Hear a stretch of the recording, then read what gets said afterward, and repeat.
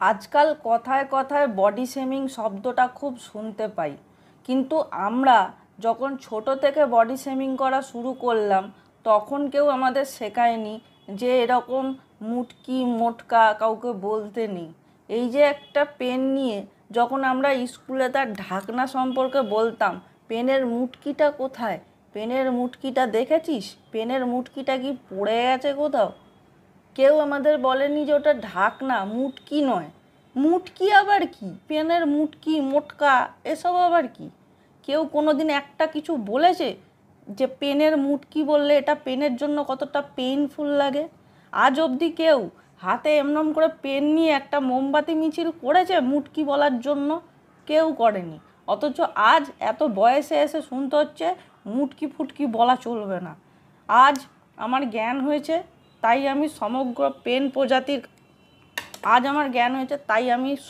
Pen প্রজাতির কাছে হাত জোর করে ক্ষমা চাইছি। আমাদেরকে ক্ষমা করো, আর চ্যানেলটা সাবস্ক্রাইব করো, আর পারলে আমায় ফলোও করো। আমি মানা করব না।